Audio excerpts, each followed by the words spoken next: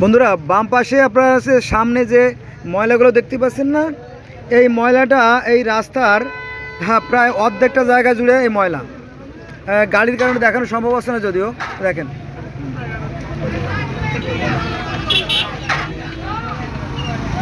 এই এক নারকীয় দৃশ্য। এটা না দেখলে আপনারা কল্পনা করতে পারবেন না।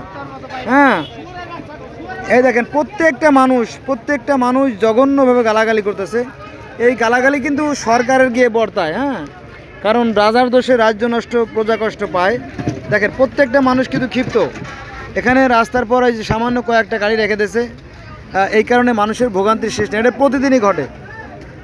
আমি অবশ্যই ময়লাগুলো দেখাতে পারতেছি না, যেহেতু গাড়ি। এই হলো আমাদের বাস্তবতা, এই হলো আমাদের